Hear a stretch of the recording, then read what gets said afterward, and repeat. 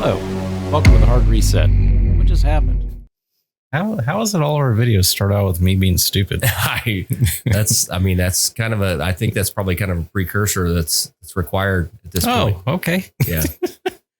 They just know that's how the video is going to start. So, or the podcast or whatever. All right. Well, I'll have to work on that. Yeah. You gotta have some kind of tagline, some famous. Oh, I had this really awesome tagline for my stock videos. I really haven't been doing much here lately because that's a workout also. I mean, I don't mind putting the work into it, but it's a lot of it. But anyways, so at the very end, guess what I do? Yeah. Stock at you later. Oh no. That is, I know. Yeah. You're one to use it, aren't you? Isn't that like a used car salesman commercial tactic? Great. No, I gotta be a used car salesman. Like Bob Rohrman or whatever. They're doing the guns or whatever, you know. Come see me down at Larry's Used Cars. Yeah. Okay. Let me make sure everything's still good here. All right. We were recording audio, by the way. Oh. Yeah. We've been recording this whole used car salesman pitch that you were firing off. We're a minute 17 into this already. Yeah. I should probably focus. Yes. Okay. So I saw this CNN news article that came up. I do believe it was yesterday. Yeah. So we checked that out and it was really interesting. So what had happened is apparently there was an airport near Kiev where this reporter from CNN, I assume he was with CNN. Well, yeah, it labeled him at the bottom as like some kind of senior international correspondent, which means to tell me so he should know everything there is to know about whatever he is way in Ukraine and the Russian situation, then. Or should be. But we'll see where this goes here. But go ahead. Okay. No, I thought this was really interesting, kind of terrifying in a way.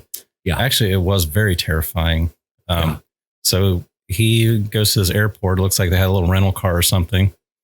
And they drive to this airport. They get out and they're asking the commander there about, what was going on. And he's in his broken Russian that he knows. He's asking this commander about, hey, who's in charge here? And the commander apparently says it's the Russians. That's in control right now, I said to the commanding officer in my broken Russian. And he said, it's the Russians that are in control. And I said, okay, so where are the Russians then? And he said, we're the Russians.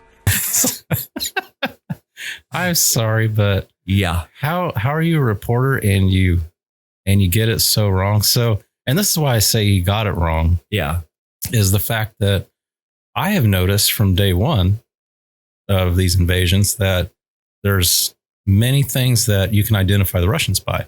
Yeah, one, most of the Russians, actually, I think all Russians I've seen so far, legit, they have appears to be silver tape around their upper arms, and some of them even have it on their upper arms and their thighs. Yeah, I've definitely seen the upper thighs too. And I've also seen where Ukrainian soldiers, they'll have yellow tape either on, it looked like maybe their left arm only. Yeah. They'll have it on the, I'm not sure what it's called. You probably know what it is. It's the little handle on the back of your like your drag strap on your they'll have it there, and they'll also have it on the two straps up by your shoulders. Mm-hmm. So I mean, everybody seems to be identifying themselves extremely well, and the vehicles also are just from my experience, you would have to. I mean, let's be realistic about this. The Ukraine was part of Russia. They're equipped with everything from Russia. Whether it be armor, airplanes, maybe like an older version of like the airplane or whatever, but it'd be a tactical nightmare. The Ukraine used to produce tanks. I mean, they're the second largest country there. Mm-hmm. So what is the second largest country? I think just in comparison to Russia. Yeah. So, I mean, they're the next thing, and they were huge. They were a big powerhouse. Mm-hmm. They were, from what I understood, they were kind of back during the Cold War, were kind of like a crown jewel for the Soviet Union because of their armament production. Oh, yeah. Yeah. And from what I understand, from what I've heard, they were treated a little bit better, if that makes any sense. In other words, that province, that country, now that it's a country, but, it was a former republic of, of Soviet Union or whatever. Yeah. They were treated a little bit better. And this is just some limited information that I saw. They were treated a little bit better because they had, I mean, if you don't understand how, like, for those out there, if they don't understand how like communism works, nobody gets special favors, or then nobody gets more bread than anybody else as when you're part of a communist country. But if you are in favor of, in this case, the higher ups are in, back when it was the Soviet Union, the higher ups being in Moscow, you get a little bit more favor, or you get a little bit better living conditions and whatnot. Or if you produce something that is, in this case, weapons of war was highly sought after by the Soviet Union. And so that's with them being, you mentioning them making, having a lot of armaments, like war production stuff. Mm-hmm. They were, but that was the place to be.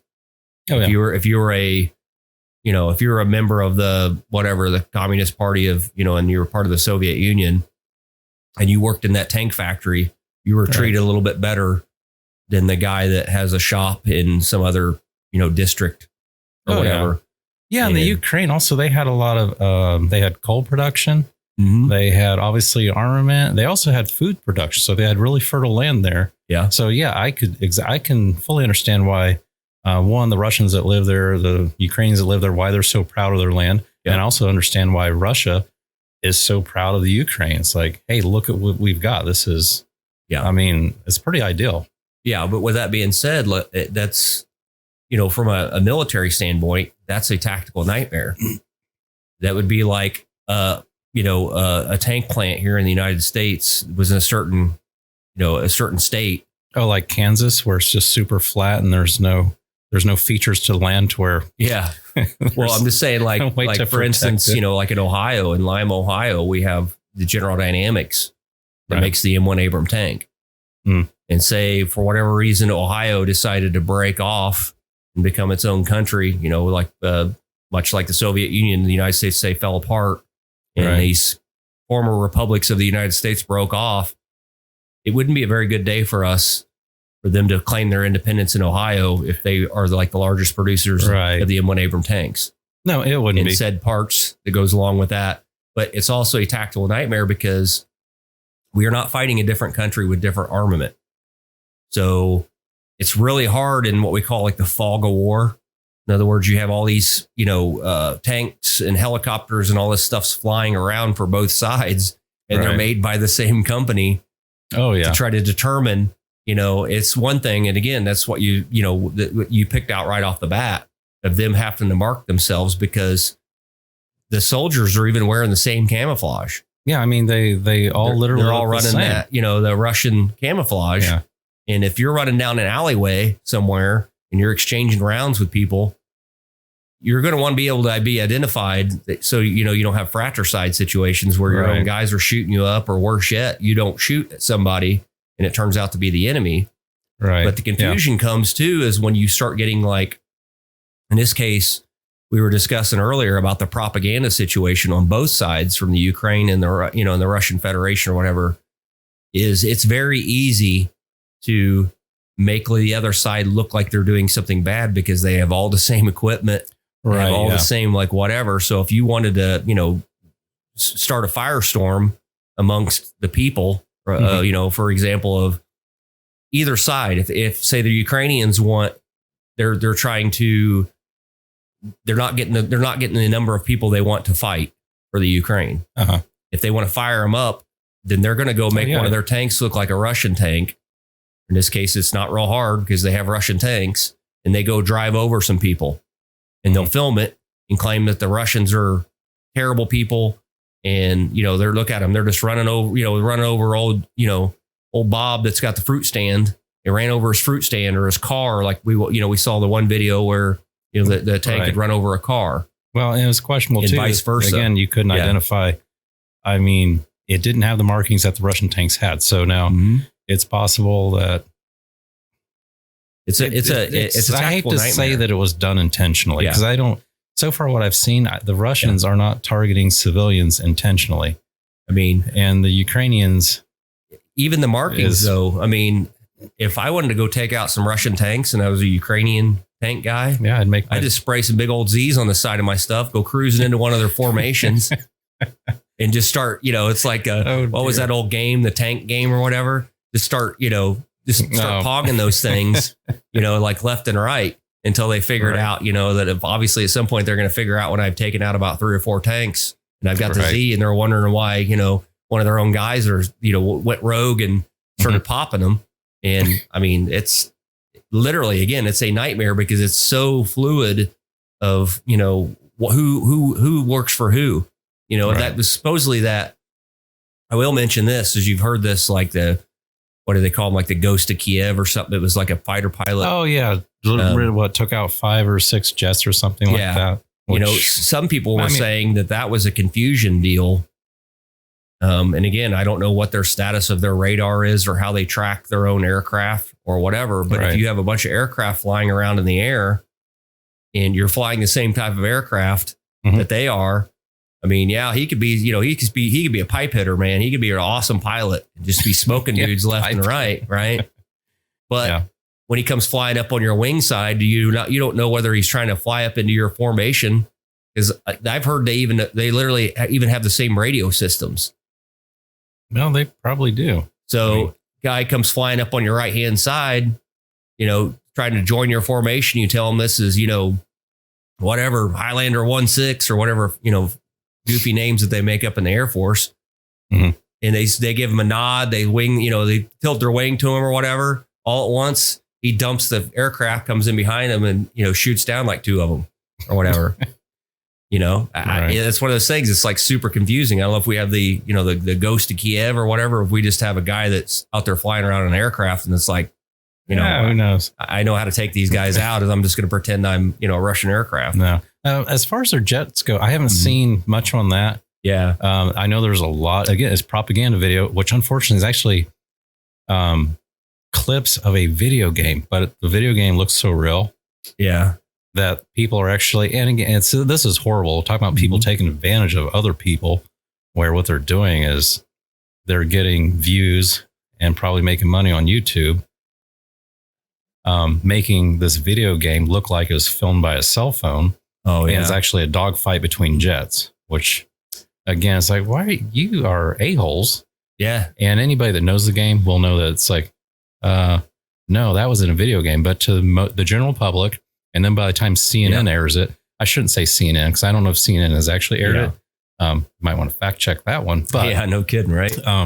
There's a very good chance that a major news outlet's going to get it. It might be, I should just quit naming news outlets that I know have actually aired it. I know the videos you're talking about, and they are, it's really good graphics.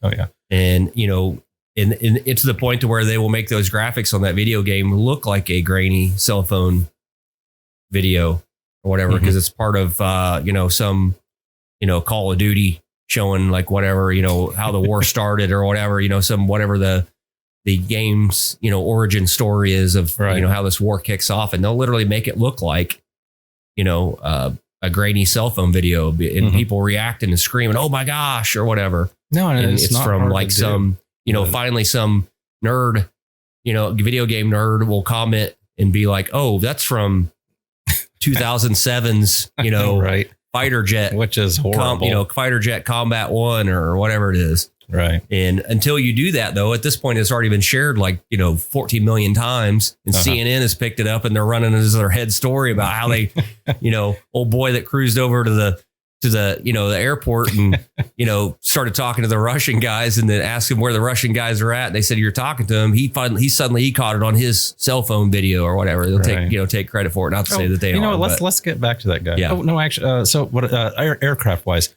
jets, how they're being identified, I'm not really sure. Well, the helicopters, I know, the Ukraine, they've got stripes on the tail rotor, or not the tail rotor, but on the tail of the helicopters. Yeah. To identify them as Ukraine. But other than that, I think the air is a free for all. Unfortunately, that's sketch at best, man. I mean, it's it doesn't take a rocket scientist to land your aircraft and put some stripes on it, right. And fly back up and jump in with a formation that's going over and just lay havoc to them. And that's the problem. Is like I know like with some of the fire. I'm not a a fighter jet expert or whatever you want to call it, or Russian equipment expert, but they have the same MiGs that, there may be the Russians may have maybe a slightly more advanced version, like the MiG-29 Fulcrum or whatever their current, whatever. But they've already shown that like some of the Ukrainian aircraft are the same MiG-25s, MiG-29s, or whatever it is, are flying. And so they basically, how I heard that was there was somebody stating they were comparing air power and ground power from the Ukraine versus the Russians, and this was like about a week ago, something like that. And they were saying, if they go to war, they were trying to stack up, who would win who would win scenarios. And they were listing off these, Russian tanks versus the Ukrainian tanks. And they were the same tanks. They were just saying they had less of them or whatever, and they have more of them. And the same thing with the aircraft is they're like, well, they don't have as many. Ukraine doesn't have as many of the, what you call it, like the troop planes, right? Then they don't have as many fighter jets. But they're literally listing on both sides, and they both had the same aircraft, right? And they're like similarly decorated prior to putting some stripes on there. So I mean, that in itself to me is like, it's scary. That could go either way. Propaganda wise, and, casualties wise, and even if none of that is involved, just the whole fratricide thing.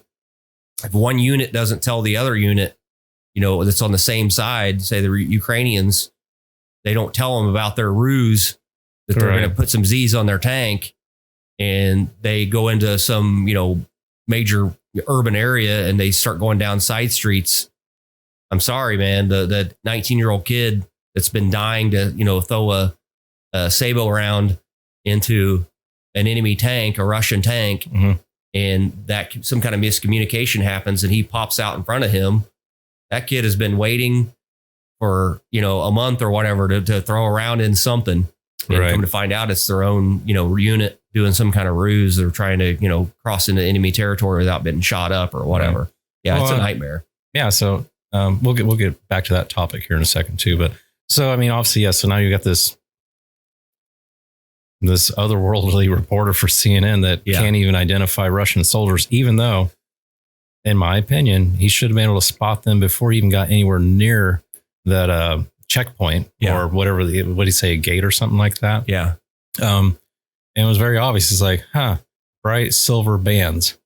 That's well, and Russia. I would think it's not like they just did it that day. That's what they've been wearing this whole entire time. So I think that was it'd be some information too, that if you were a reporter, that you would get that stuff clear. Yeah. How to identify you went into that area just for your own safety. Yeah. That'd be like, not being able to tell people that really want to hurt you, say like the Vietnam conflict. Right. And, those people would definitely, murder a civilian, reporter. And if you can't tell the difference between the North Vietnamese and the favorable South Vietnamese or whatever, you go cruising up to their checkpoint and being like, hey, where's these dirty old North Vietnamese? When they going to get here? Well, the next thing you know, you're, in a punji pit somewhere. Right. So that's definitely some information that you would want to know prior to. And then this guy is supposedly like a senior, whatever, it's down on the bottom of the thing when it shows it on the video is they call him like a senior international. I'll put some clips in this video possible. I don't know. I got to still figure out the logistics on that one, or I'll just put a link to it and people can watch for themselves the whole thing. And they give the illusion with those titles down at the bottom, like he's some kind of seasoned, whatever you assume, which obviously that makes an ass out of you and me.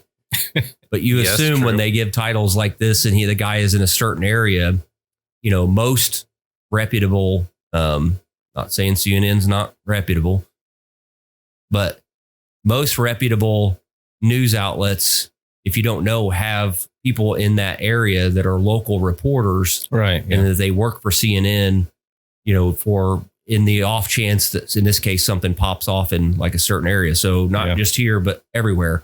They're going to have somebody in Taiwan, and they're going to have somebody in whatever, some kind of correspondent in China or like whatever else. And so they should know, if they've been there for any period of time, when this thing starts, ramping up, Mhm. hey, the Russians are going to be wearing silver stripes and the Ukrainians are going to be wearing yellow or whatever. Right. Okay, that's good to know. Instead, he just bebops up to the the airport and is like, hey, where's these dirty Russians at? And they're like, we are the dirty Russians. I'm like, are you kidding me, dude? I know, right? Yeah. I And then think don't get me started on the whole supposed firefight or whatever. They tag it as like in the description as being like some kind of hellish firefight. And it's basically just them taking some pot shots. yeah, nobody and looked forth. too concerned about anything except for the reporters in their little rental Yeah. car that it appears as if they were definitely at the wrong place at the wrong time. And they should have been able Yeah. to identify that way ahead of time. In my opinion, though, like I said, I wasn't there. If you so I value don't know. if you value your life, Right. you would probably figure that stuff out. I mean, would hope so. Just in my but- personal opinion, when we went to Iraq and, in 2003, us as military guys were, we were given all kinds of information on, the areas and stuff that we were going to and who the local militias were and what they would most likely be wearing. And which again, it got complicated for us too, because we had Iraqi regular army that immediately got into civilian clothes. And so that Right. made it really hard. And that's where the insurgency came from. Yeah, but I think the difference there, though, is obviously, I think you'd be able to tell. Yeah. I don't want to say the good guys from the bad guys. Yeah. Because I know it sounds kind of stupid in a way, too. Yeah. But I don't think you're going to be shooting U.S. military personnel by any means. No. Because that should be easy. Obviously, easy to too, we identify. even had rules of engagement that Right. would dictate basically you had to be fired upon. Well, unfortunately, I think Ukraine and Russia right now, and I know that the hardcore Ukrainians, they want to be called Ukraine, Mhm. and the Russians that are in the Ukraine, they want to be called Russians. So I get that. I understand. I see the divide there, and I see why. Yeah. So, but still, the heritage of it, the majority of it, I would assume is you got Russians fighting Russians still. So Yeah. it's a Yeah, bad I situation. mean, it's a horrible situation, I in my mean, opinion. But